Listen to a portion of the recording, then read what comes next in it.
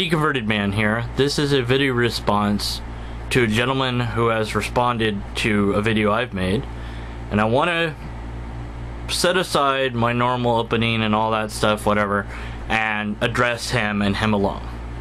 Thank you for taking your time and energy and spending that time and energy on me. Thank you for showing social interaction, a desire to connect with another human being. I appreciate that deeply. Now, moving on from the social graces and my gratitude towards him. Also, as a side note, I think his theology is slightly better than most, and I am glad that he, I think, is cool with science, because he did mention that he's irritated at people that deny biological evolution, deny the age of the earth. He hinted at that. He didn't say it outright, so I could be wrong. I don't want to misrepresent him. Okay? Alright. He responded in text format and in video format to my video, Thought Experiment, What Would It Take? In that video, there's two segments, and if it's not clear that they're two separate segments, it's totally my fault for the way I made the video. If I was to make it again, I would do it differently. But at any rate, I had a thought experiment followed by a question for the skeptics, atheists, agnostics, etc., anyone that doesn't believe in God. What would it take for them to believe in God? And then I shared my stance on that, which he kind of goes, you know, I was like, get to the point, you know. Hey, I can be long-winded. I apologize. Okay, so in text format, I was saying, you haven't done the thought experiment. Do the thought experiment. I think I said that more than once. And he quoted some Bible at me. I was like, doesn't matter. It's irrelevant.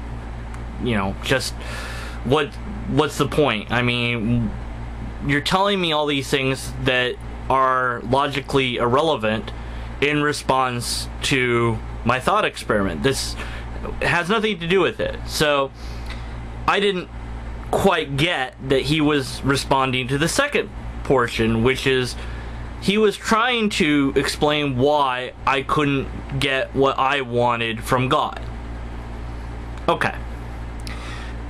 So he took the time and energy to respond to my video. I'm grateful for that, thankful for that. If he's willing to and able, I would like him to take the time and energy to do the thought experiment. I don't want to repeat it here. He's already heard it, I'm sure, but he can go back and do it and give me the answers to the thought experiment, not his complaints, his issues with how I will decide if there is or is not a God. However, I do feel obliged to respond to that because he did go into quite some detail with why my system isn't right. So, according to him, he has had an experience of God. Whatever that means to him, it is an experience that he has had internally in the brain, although he hit his chest too, but you know, it's emotional, it's an intellectual experience, it feels wonderful, a spiritual experience, in other words. That experience to him proves that God exists. Then the Bible says some things, and that backs up his experience from his point of view. Okay. So the problem with that is the identical claim that every other person that's ever been spiritual, ever been religious, will make. The Mormons will make it, the Hindus will make it, the Zoroastrians would make it. If they hadn't killed themselves, the Heaven Days cult might have made a similar claim. So what? It doesn't matter if somebody wrote it down in a book and said it was true, because anybody can do that. I can write a book and say that this book is true and that it was inspired by God, and I can claim that God revealed itself to me. How do I prove that that's true? You said God's a spirit. We can't test a spirit. Why not? If God can do anything, and maybe God cannot do anything, but if God could do things, at least logically possible things, couldn't God manifest itself? Now you might say, well, God did, as Jesus. Great. Teleport Jesus right here. Nope. Why? Well, because God already gave us the evidence He's going to give us, and that's it. Why? Now, there might be a theological explanation that you can pull out of the Bible for that. But I don't care, because your Bible has not been shown to be correct.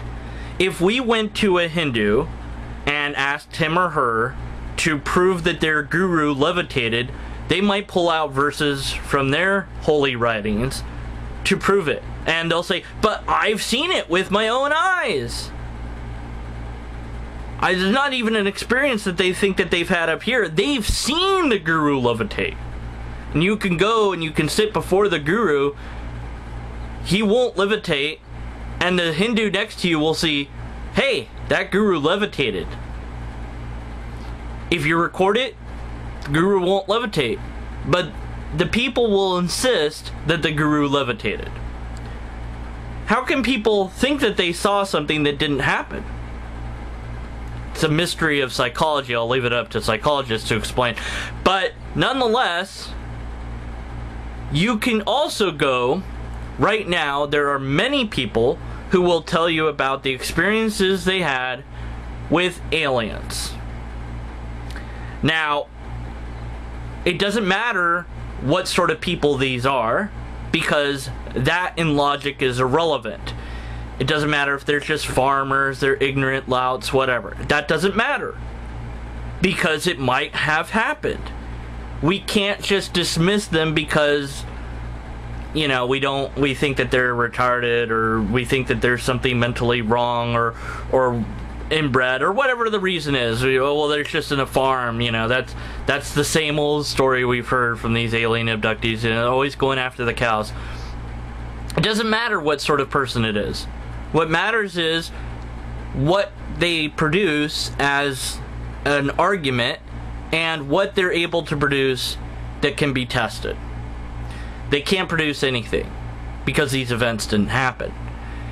As far as an argument that would even hint at being logical, the only thing that they offer is, I saw it, I experienced it, you can't tell me that I didn't experience it. You're right, you did experience it. Up here. Not out here with the rest of us. That's the difference. Other videos I've done, I've mentioned that I am a former Christian. Now, don't no true Scotsman me or no true Christian me, but I had what I thought at the time was a spiritual experience.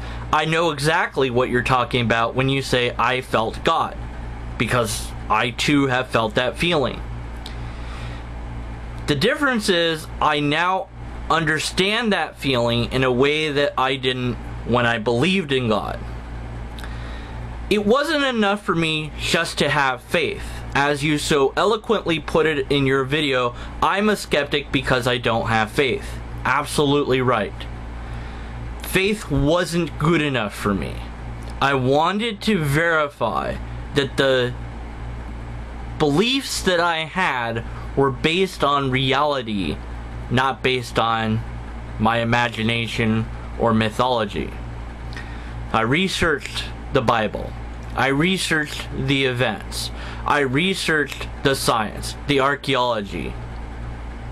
I found nothing. Nothing. In fact, worse than that, I found evidence against many of the biblical stories. One after the other after the other. Either there was an absence of evidence, which I understand is not evidence of absence, but there was either an absence of evidence or evidence against things occurring. For example, one of the stories of Jesus, well, he's being crucified, that the sky goes dark. This is an event that other people would have recorded, but no one records it. That's not just an absence of evidence, that's evidence against that it actually occurred. Because somebody would have written it down, somebody would have noticed. So we have to be skeptical of that event. As the list grew of events that I had to be skeptical of because either it had no evidence or evidence against it, I became more and more concerned with my faith. So I didn't stop there. I didn't just give up right there. I went to the philosophical arguments. I thought, well, maybe I can just argue that God exists and that's all I need to do. I became a huge fan of William Lane Craig and others like him, and I was all up into apologetics. Then I started to learn logic. Oops, big mistake. The more I learned logic, the more that I saw that these arguments were invalid. So, I had no empirical evidence, no archaeological evidence, no historical evidence, and no logical arguments. The only thing I had left at that time was what you call faith. So, I prayed. I sat in the corner crying my eyes out in pain, painful tears. I hope you never have to experience this. It's very hard to describe the sort of pain I was in. Praying to God to help, to do something for me. Oh, was I calling for a sign? Oh, but that's wrong. You shouldn't do that.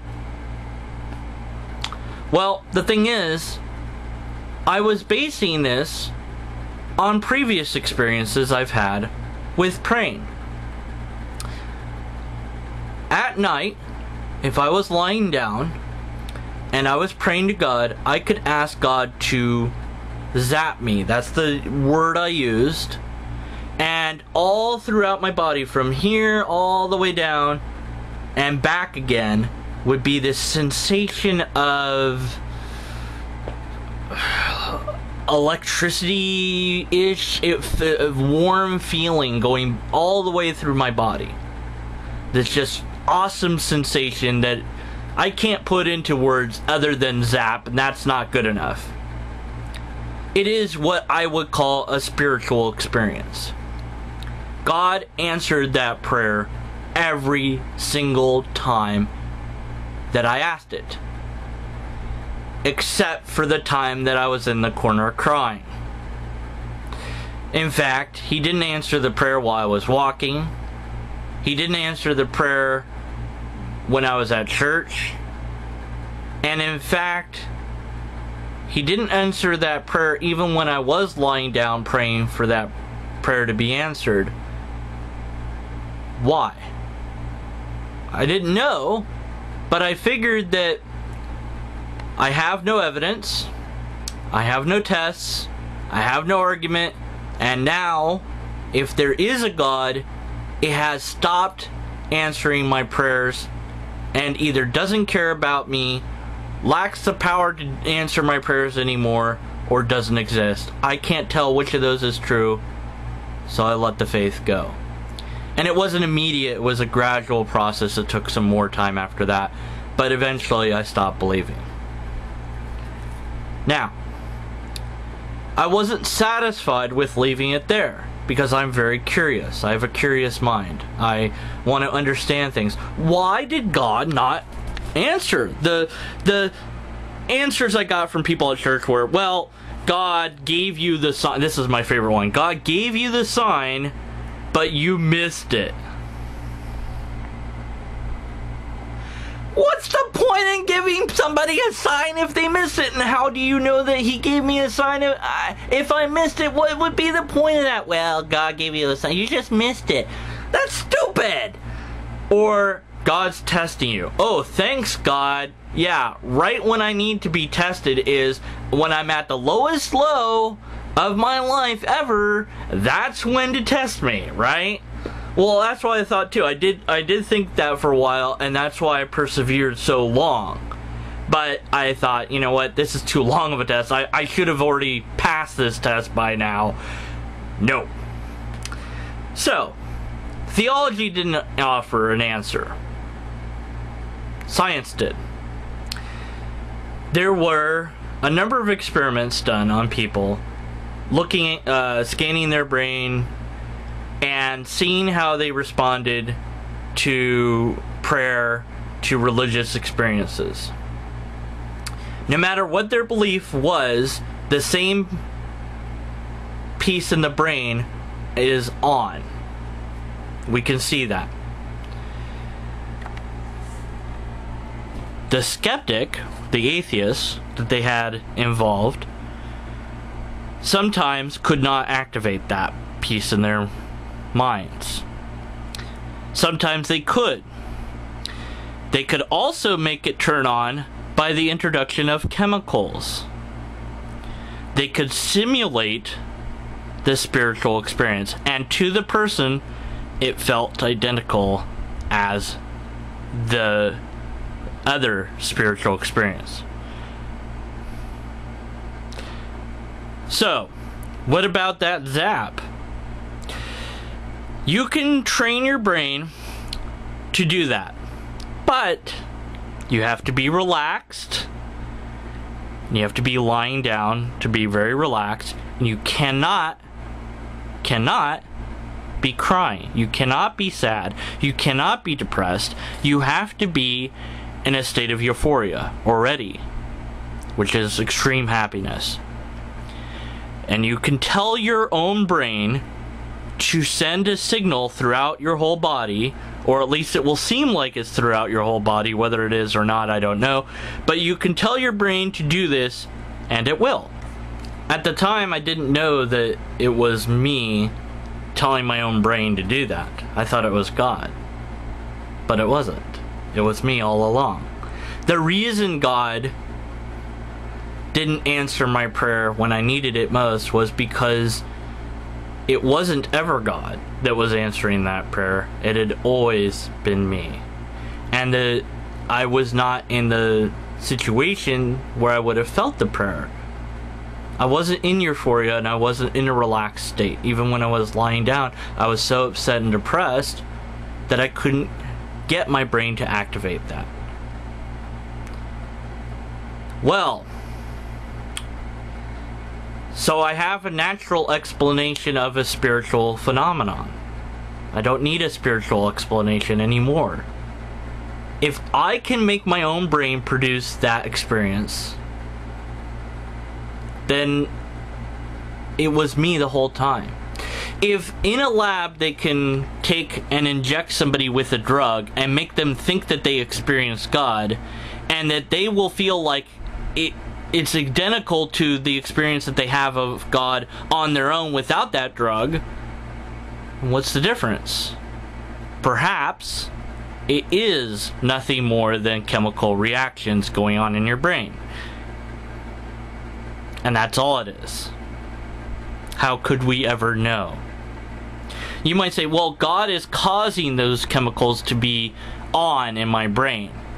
How do you know? You can't tell. There is no test to perform. The fact is that the religious people, no matter what religion they are, all had the same part of their brain light up. Either the natural explanation that is the center of the brain that activates, and that's what makes us think that we're experiencing God, is the answer, and there may or may not be a God, but we just think that we're experiencing God. Or God isn't playing favorites and letting a whole bunch of people experience God. But there's a problem with that idea too, because a lot of these people couldn't experience God no matter how hard they tried, because their brains were wired differently.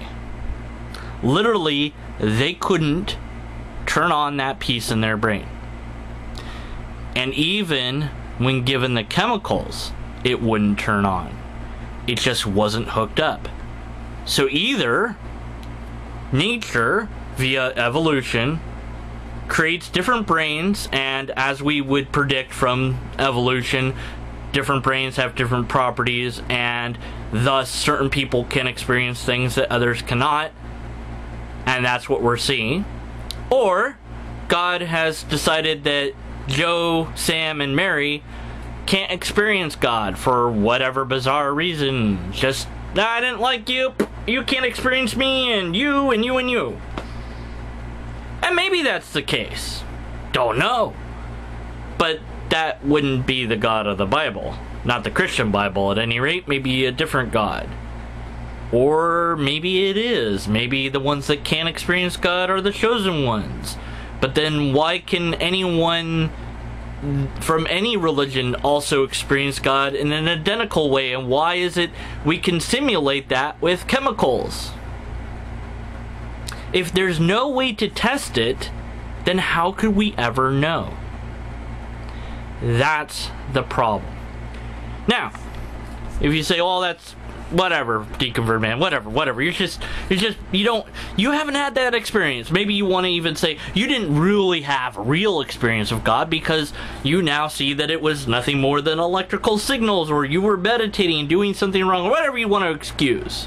Whatever excuse you want to produce, and that's all it will be, is an excuse to try to explain away that I had the same experience that you can have, but I came to the point where I realized that the experience that you're having and the experience that I have are identical. It all occurs up here and nowhere else. It doesn't occur out here in the real world. Just in here. It's not out here. It's in here. And that might be frightening. That might be something you reject. And I understand why you would reject it. It causes cognitive dissonance, and you won't want it to be true, so you'll reject it as being true. You probably skipped past the thought experiment because of cognitive dissonance. Because you don't want to ask yourself, how would I know a different religion is true or not? The Mormons can claim just as strong as you can that they're experiencing God. Let me give you a different analogy for a moment. I went to a Pentecostal church, and you might say, well, religion harms people. I agree. You might say, well, you shouldn't have, let's not get into religion. Let's just talk about Jesus. No. Let me get this story out, okay?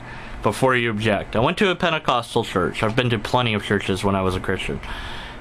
They sincerely believed that unless you spoke with the tongues, that you didn't have the Holy Spirit. Well, try as I might, and as much as I prayed, couldn't do it. I said to this guy, I said, what am I doing wrong? He said, you have to fake it at first. I have to fake it? Yeah, you have to fake it at first, and then it becomes real.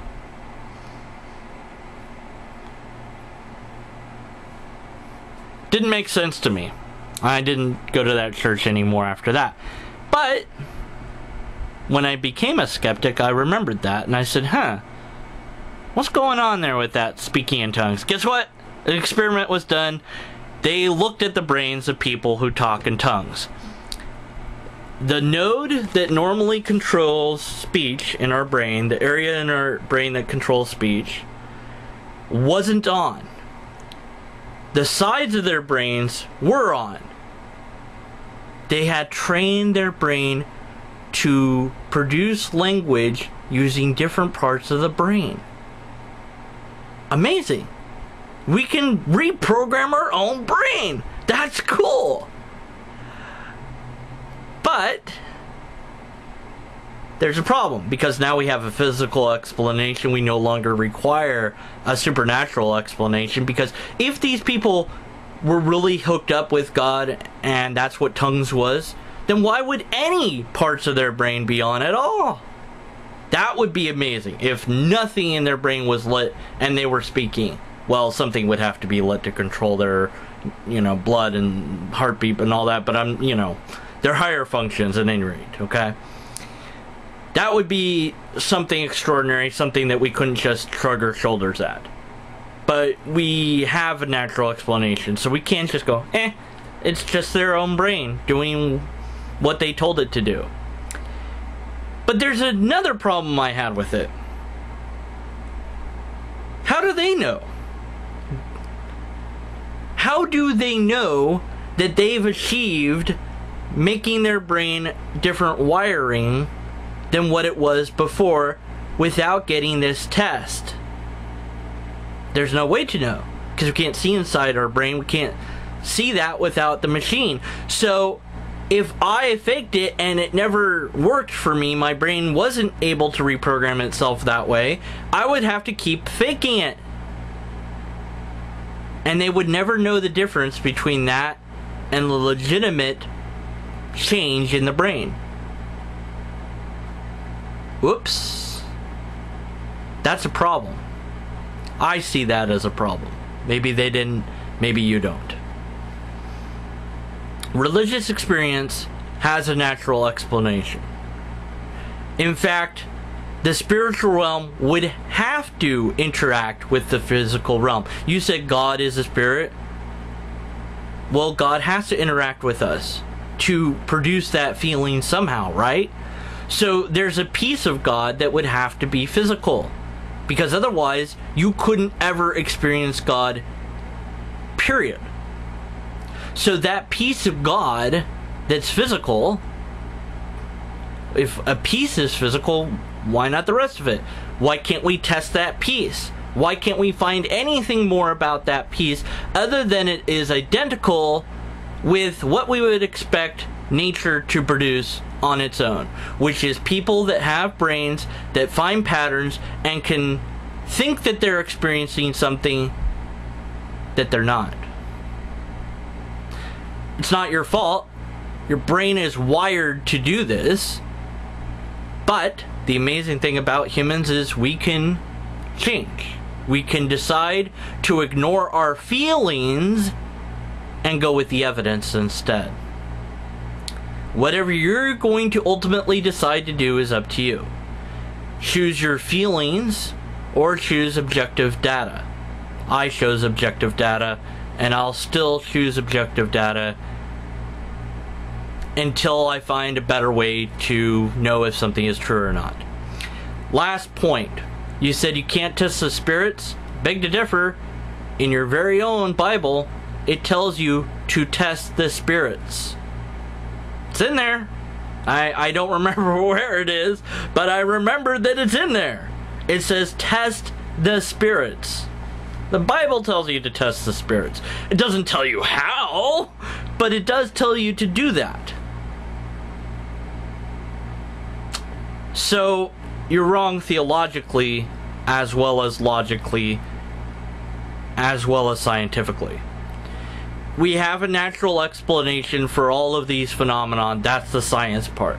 The logic part is you've produced what's called circular reasoning. You believe that your experience is true, the Bible says that your experience is true, and you believe that the Bible has explained your experience, so therefore the Bible is true. That's circular. You haven't shown that the Bible is true independent of that. You said, oh, I expect you to say that I'm wrong because it says that in the Bible. Of course. It's brilliant writing to say everyone's going to reject this. I could write that down. It doesn't make it true.